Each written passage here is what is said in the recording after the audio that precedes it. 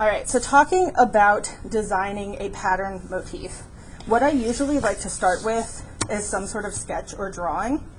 This is a drawing based off of a painting.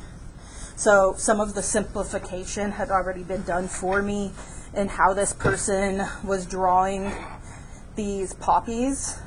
And I took it a little step further. But if I wanted to turn this like kind of cute drawing into a motif that has like a complete full symbol of a flower, I might want to do a little bit more design work. So this is where art like this meets design. Does anybody have like a clear feeling or definition about where art ends and design begins? No? Anybody? Yeah, that's an extremely hard question to answer, right? For me, design is the part that comes in with almost the technicality of it all, the technical qualities. How is this going to repeat? How am I going to make it an easy to like carve symbol? Originally, all of these like prints for wallpaper and fabric were carved into wood blocks and then arranged on like these big presses, and the fabric would be literally pressed into it like a giant stamp. So you had to also then think of like, wait, how do I make sure that this wood block isn't going to crumble apart, making sure things are thick enough. The technical aspects of designing. And there were some kind of shortcuts that a lot of these original designers used. One that often gets used is taking apart basic shapes like a square. So if a square is going to be your basic or your basis for your print pattern, which often a square is because it's very easy to make sure that all of these are the same length and things like that. And they're easy to stack together, and they're easy to store and keep at a uniform size. How might I break up my square so that it is more interesting than just what eventually results in a grid? If I put something, you know, here and in the corners, it's still going to look very grid-like, right? So one thing that I can do is I can create and shape inside of the square. A really popular one to do is a diamond, because if I design inside this diamond, I can pull the shape out or turn it to fill in what becomes the next diamond sitting in here. So let's say I wanted to make a little design that fit in this diamond shape. How might I break that up? So usually I like to start by doing something like, maybe I'll put another square inside of it, like this, and then I might have some lines that like connect together. And then I might change these shapes. Let's say I don't want them as pointy. Let's say I want to do like some like little buttercup type things. I can make these a little dish. And what I actually end up usually doing is putting a whole circle here and then bisecting it. And so I'm just kind of stacking shapes until I get the beginnings of an arrangement that I like. Let's see, another thing that I could do is, what if the top of this was a circle? And this is easier to do digitally, or if you have like like the old designers, right, were using lots of rulers and compasses and things like that to get perfect shapes. When you're just sketching them out though, it doesn't have to be so tight. So what if this was half a circle, and then I also had half a circle here and half a circle here. So I've stacked these together. Now I have this shell-like pattern. And if I design something that mostly fits inside of here, I have these corners that I can stack it into. So what if this was going to be a little dandelion where I had, you know, some cute little things come off of here. And also think about simplifying these forms, not trying to make it photorealistic. What if now along this branch I put in the jagged forms of leaves? So playing around with filling up your shape with geometry first, and then sketching in the design around it can help you make a really solid motif that is very design forward. So we're breaking away from artistic here versus we've gone to design level where we're thinking about a geometric repeating pattern. And when I say geometric, I don't necessarily mean that there are no organic lines, right? I'm just saying the underlying part of it is geometry. Another thing that I have learned over the years, I actually started learning this when I started developing leather tooling patterns, which was the way that the old school designers developed things like those like curling feathers and like big swoopy spirals, which is simply what you do is you start with a central motif, often a circle in these patterns, and then you draw other little circles relating to your pattern somehow.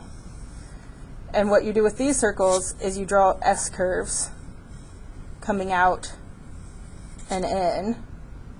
So you follow the curve and then kind of bend it around in an S.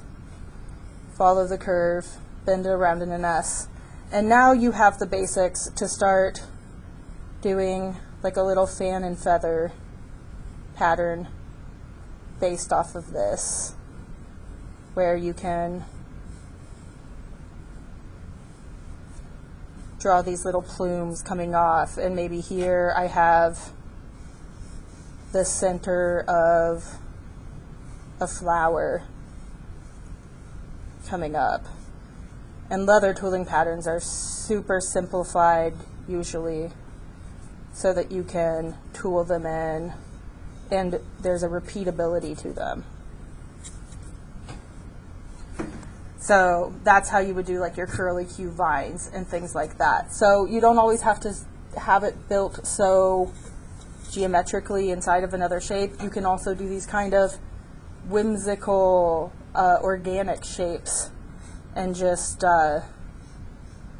make several of them and then kind of try to arrange them together later. Another thing that they used to do would be to combine these two things. So, for example, I might have a long border here where I want a larger center motif and let's say some smaller things going off to the side here, and then maybe I want to kind of also have something that breaks this up geometrically. And so now I can come in and build up these symmetrical tool, or using these like waves and things to get a nice piece of scroll work. Maybe now this becomes my flower shape. But doing sketches like this and then taking a photo of them and bringing them into your document can be a great help, especially if you're more confident drawing on paper than on the iPad. Another tool that you can use is you can bring in photos and trace them. You don't necessarily have to be, especially if you're simplifying it enough once you're doing the tracing and the painting, that it really changes the outcome. I'm going to show you a little bit of how to replicate the same types of exercises I just did there and creative kind of playing around with shapes here on the iPad. So let's say, I'm going to hide this for right now. Let's say I just wanted to build up that diamond shape here on the iPad. I want a guide though. Just trying to imagine it can be pretty rough. So I'm going to add a layer, and then I'm just going to fill my center here with, we can do black, that'll be fine. I'm going to fill it as a vector. I learned a cool trick just before here where they added in a layer and then hid it to make sure that you could get to the edges even on a vector. So I'll show you that here in a moment. So I have this, I'm going to hit transform, and then I'm just going to twist this and then come from the edges and shrink it down, and I'm trying to get it to fit just perfectly at around a 45-degree angle right there. So that looks pretty good. Maybe this is just a little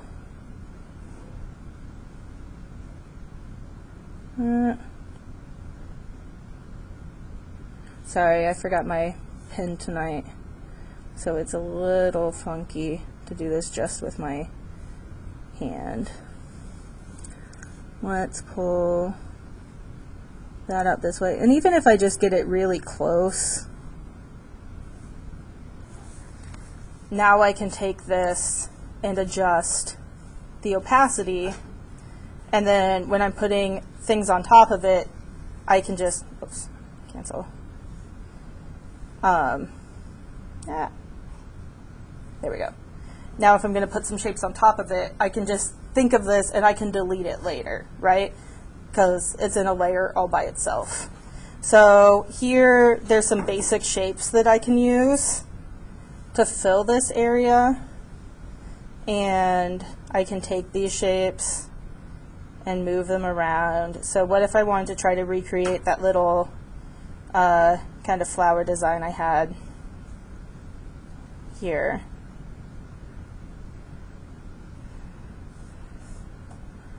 Okay, that looks good. I'm going to duplicate this now, hit transform, and just reflect it, and then pull it off to the side here to try to get the same angle but on the other side. And then I'm going to just add in another shape, I think, and turn it, oh. The locking tool is nice to have here. And now I could do my little designs. So I'm going to come back down here to my vector brushes, my taper. It's not really going to do a great taper for me because I have, actually that wasn't bad. And remember, I turned on smoothing. So now I have these lines, and I should have done them on an even new layer. You can always combine layers later, but it's hard to divide them. So kind of before every time I make a new type of mark, I try to remember, put a new layer down. Nah.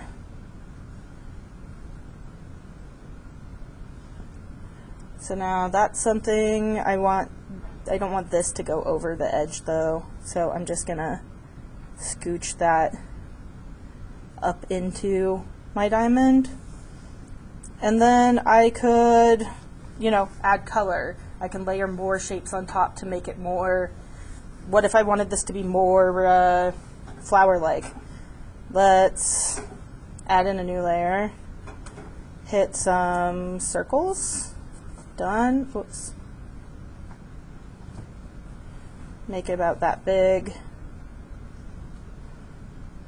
What if this was a different color? I could come here, choose a color.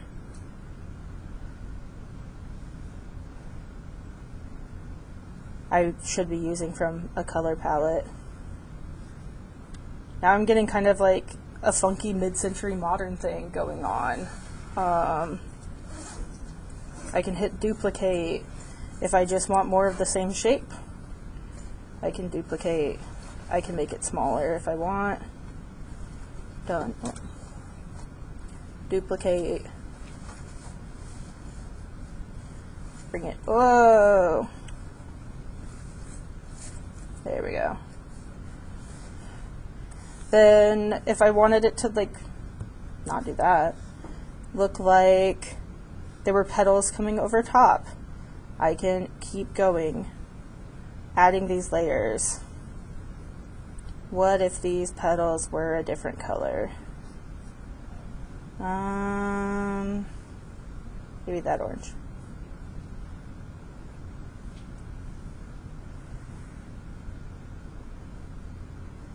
Bring it.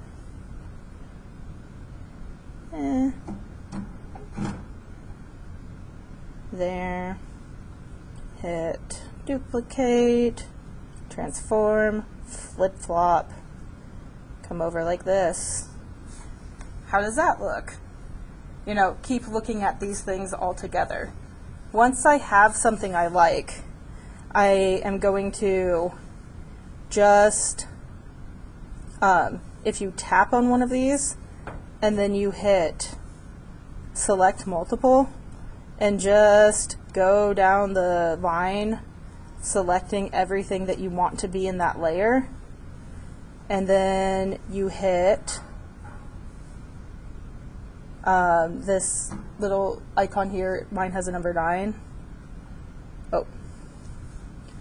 Oh wait, nope, I want to hit group.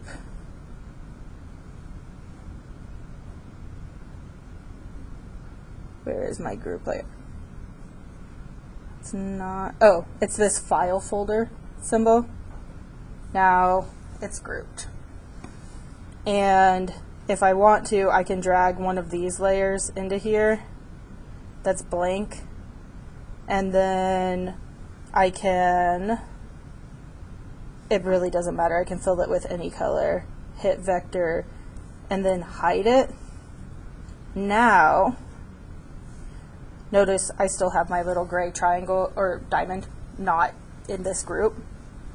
Now it will select to the edges, even though that original one is hidden. Now what I can do to make my seamless pattern is pretty simple. All I need to do is duplicate this layer 4 times.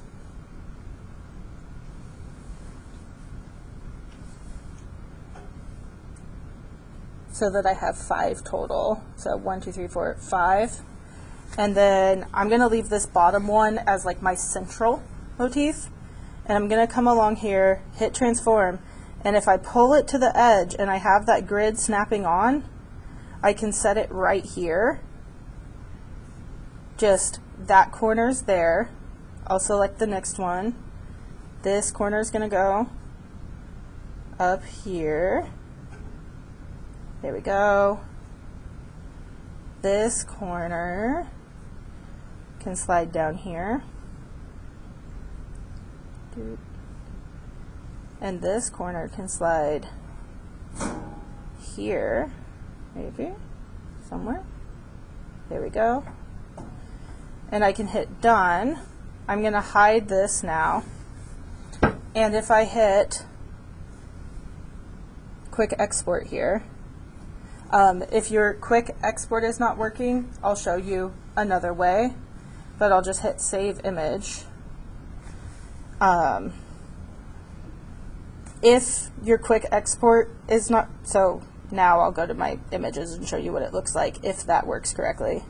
I have this.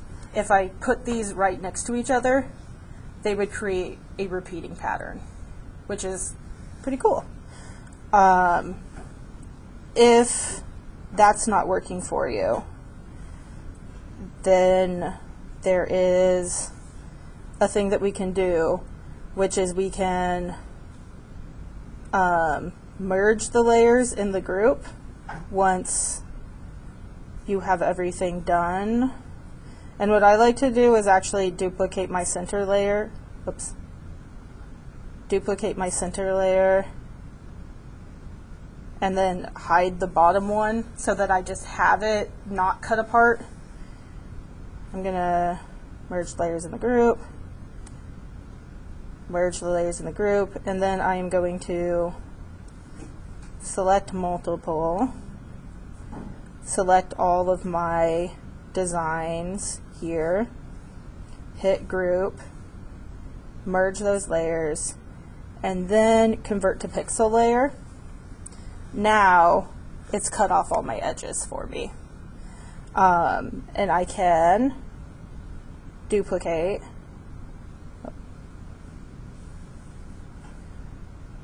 duplicate, duplicate, and put this in the corner.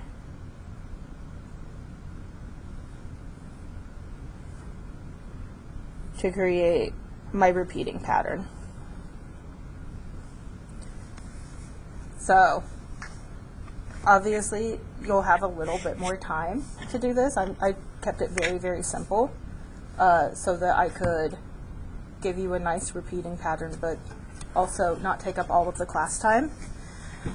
Also, I'm finger painting today because I don't have my brush or my pencil. But I want you to think about doing things like that, breaking up the shape, trying to put a little bit more design oomph into it rather than just I've drawn a character and now I'm going to repeat it in a grid-like fashion. Try to kind of fill the space and play with the space. You can also create more than one motif and kind of try to fill that space and then duplicate them and move them around. So for example, on, where is that guy? Weird.